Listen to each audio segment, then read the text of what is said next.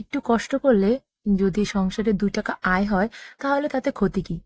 এই ধরো না, এই যে পাতা টাতা এগুলো যে নাড়াচাড়া করছি কত ধুলোবালি হচ্ছে।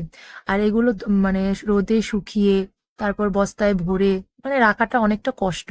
কিন্তু এই একটু কষ্টের জন্য দেখা যাচ্ছে সংসারে কিছুটা আয় হচ্ছে। কিছুটা আয় যেমন ধরো, আমরা যেহেতু মাটির চুলায় রান্না করি, আমাদের কিন্তু লার্কি কেনাই থাকে। তারপর হচ্ছে কারেন্টের চুলাও আছে, সিলিন্ডার গ্যাসও মাঝে মাঝে ব্যবহার করি। কিন্তু সবকিছু মিলিয়ে দেখা গেছে বাড়িতে যেহেতু পাতা টাতা এগুলো অনেক অনেক পরে, এগুলো তো ঝাড়ু দিয়ে বাইরেই ফেলে দিই। একটু কষ্ট করে যদি রোদে শুকিয়ে নিই তাহলে রান্নার কাজও তো ব্যবহার করা যায়। এতে তো সংসারে 2 টাকা আয়ও হলো।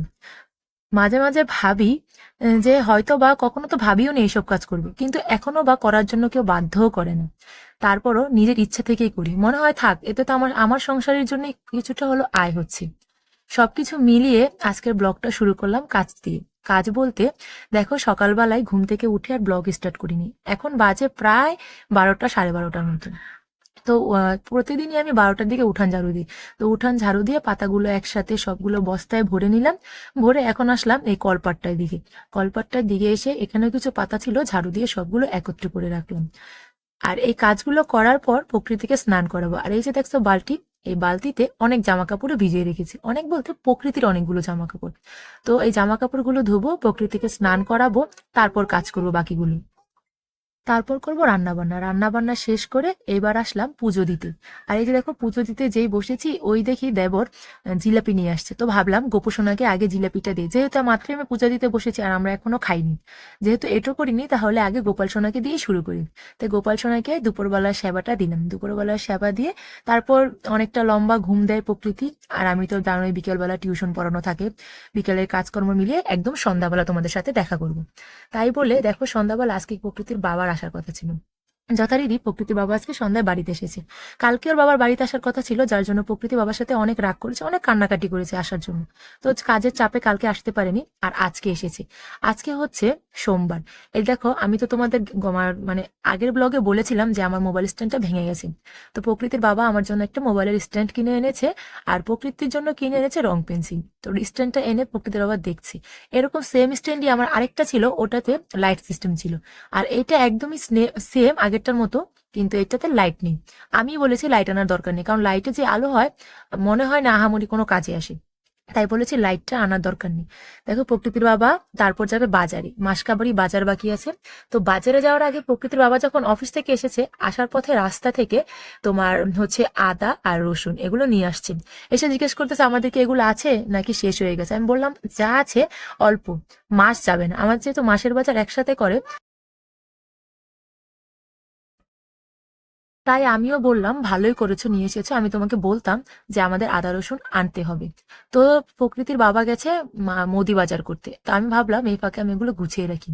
এখন কিন্তু আমার টিউশন পড়ানো, পুজো দেওয়া সবকিছুই কমপ্লিট, এখন বাজে রাতের প্রায় 8টার উপরই। তো আমি এগুলো গুছিয়ে রাখছি। আর প্রকৃতিকে, ওই যে প্রকৃতির বাবা ড্রয়িং করার জন্য রং পেন্সিল এনে দিয়েছে, প্রকৃতি তো অনেক খুশি। বাবা যখন থেকে রং পেন্সিল এনেছে তখন থেকে প্রকৃতির আঁকা শুরু, আর রাতে ঘুমানোর আগ পর্যন্ত এঁকেছে। তো ড্রয়িং করছে আর আমাকে দেখাচ্ছি। দেখো, রসুনগুলো একটা ঝুড়িতে রেখেছি, আর আদাগুলো একটা আলাদা ঝুড়িতে রাখলাম। তারপর আসলাম, দেখো তোমাদেরকে দেখাই, আমি কিন্তু ভাতও এদিকে বসাই দিছি। প্রতিদিন একসাথে ভাত রান্না করি, এখন যেহেতু 2জন মানুষ খাই, কিন্তু যেহেতু প্রকৃতির বাবা আসবে, ভাবলাম একটু গরম গরমে ভাতটা রান্না করে দিই, তাই জন্য ভাত বসাইছি। আর করব হচ্ছে তোমার কি বলে পাতাকপির বড়া। আর কালকে মাছ, প্রকৃতি বাবা যেহেতু কালকে আসেনি, ওই মাছটাই ডিপে রেখে দিয়েছিলাম, এখন বের করেছি। আর এইদিকে দেখো, 2টা আনারস নিয়ে এসছে। যেহেতু পূজা দেওয়া হয়ে গেছে, তাই ভাবলাম কালকে পূজার সময় আনারস দুটো কেটে গোপালকে দিব, তারপর আমরা খাবো। আনারসের সাথে প্রকৃতির বাবা আরো অনেক কিছু এনেছে, ওগুলো তোমাদেরকে পরে দেখাবো। আর এই দেখো, প্রকৃতি এদিকে লেখালেখি করছে। ড্রয়িং করার ফাঁকে আমি বললাম তুমি যদি হাতের লেখা না লেখো, বাবা কিন্তু তোমাকে ভালোবাসবে না, তোমার জন্য আর খেলনাও আনবে না। তাই জন্য প্রকৃতি লেখাও করছে। আর আমি এদিকে একবার প্রকৃতিকে দেখলাম, আর তারপর এখন যাচ্ছি আমার ভাতের বলক আসছে কিনা দেখতে। যে দেখি ভাতের বলক প্রায় এসে গেছে, এসে গেছে বলতে আরেকটু পরে আসলে হয়তো পড়ে যেত। তারপর দেখো ভাত টাত নামিয়ে তোমাদের সাথে শেয়ার করব প্রকৃতির বাবা যে মুদি বাজারগুলো এনেছে। আমাদের মাসের বাজারগুলো একসাথে এরকম ভাবে আনে, তারপর একসাথে গুছিয়ে রাখি। আর এখন তো বিশেষ করে সবকিছুই কাঁচা বাজার বলো আর মাছ বাজার সবকিছু একটু বেশি বেশি করে এনে দিয়ে যায়, যেহেতু প্রকৃতির বাবা বাড়িতে থাকে না, সপ্তাহে একবার আসে, কখনো কখনো কাজের চাপ থাকলে 15 দিন একবার আসে, তাই একসাথে বাজার করে দিয়েছে। আর আজকে বাজার করে আসার সময় সে ডিম আনতে গিয়ে একসাথে 1 ডজন ডিম, মানে তার যেহেতু বাইকে করে আসছিল ওখান থেকে ছিটকে পড়ে 12টা ডিমই একসাথে ভেঙে পলিটিনে গুঁড়ো হয়ে গেছে, মানে এরকম একটা অবস্থা। বাসায় এসেই বলতেছে তাড়াতাড়ি দেখো ডিমগুলো ভেঙে গেছে। তার মধ্যে যেহেতু পলিটিনে ছিল তাই নিতে পারছি, এখন ওগুলো সব অমলেট করে তারপর খেয়ে শেষ করতে হবে। আর এদিকে আমার ভাতও হয়ে গেছে, রান্না করে আসলাম ভাতটা গড় দেওয়ার জন্য। তো ভাতের ফ্যানটা গেলে তারপর ওই যে বললাম কড়াই বসিয়ে দিয়ে আসছি, ওই কড়াইয়ে এখন গরম, মানে যেহেতু এখন চুলা ধরাইছি তাহলে একসাথে বড়াগুলো ভেজে নিব। তো গরম গরম বড়া ভেজে দিব, আর হচ্ছে ডাল, সাথে হচ্ছে কালকের মাছ। আর এই বড়া বড়া যে মেখে রেখেছি, মানে বাঁধাকপিগুলো যে মেখে রেখেছি, এই বাঁধাকপিগুলো দুপুরবেলাও বড়া করেছিলাম, ওইখান থেকে রেখে দিয়েছি, ভাবলাম রাতে আবার গরম গরম করে দিব, দুপুরবেলা করে রাখলে তো নেতিয়ে যাবে, তাই জন্য গরম গরম এখন আবার ভেজে দিচ্ছি। আর সাথে ভাজি ছিল। এই যে দেখো 1 বস্তা বাজার নিয়ে আসছি, মানে আমাদের সারা মাসের মুদি বাজার। এখন ব্যাগ থেকে সবগুলো একটা একটা করে নামিয়ে দেখবো সবগুলো যা যা বলেছিলাম এনেছে কিনা, আর যা যা বাকি থাকবে কালকে আবার আসলে এনে দিবে। কালকে তো আসবে না, একদিন পরে আসবে, বৃহস্পতিবারে আসবে রাতে, তখন এনে দিবে। এখানে ছিল তোমার ময়দা, তারপর ছিল প্রকৃতির জন্য নুডলস, সস, তারপর হচ্ছে নুডলসের ওই যে ম্যাগি মশলা, চিনি, গুঁড়ো দুধের প্যাকেট, তারপর হচ্ছে লবণ, তারপর একাদশীতে খাওয়ার জন্য বাদাম, তারপরে থালা বাসন মাজার জন্য ভীম, তারপর ছিল গোপালের জন্য কিশমিশ, আর তার সাথে ছিল আমার রান্নার জন্য জিরা, ধনে গুঁড়ো, তারপর 2 প্যাকেট সেমাই। আরও অনেক অনেক বাজার ছিল এখানে, এখন আমার মনেও নেই, বয়স দিতে গিয়ে মনেও পড়ছে না সব কিছু। কিন্তু এখানে মানে মানে আমাদের সারা মাসের মুদি বাজার ছিল। আর সাথে আরও যা যা লাগে যেমন শ্যাম্পু, তারপর হচ্ছে মুড়ি, তারপর হচ্ছে চানাচুর, বিস্কিট, সব কিছু একই ব্যাগে ছিল। তারপর মুগ ডাল, তারপর হচ্ছে তোমার রান্না করার জন্য এই মশলাপাতি, মানে দারচিনি, এলাচ, তারপর হচ্ছে সাবান, মানে স্নানের জন্য সাবান, যা যা মুদি বাজার থেকে যা লাগে সব এনে রেখে গেছে।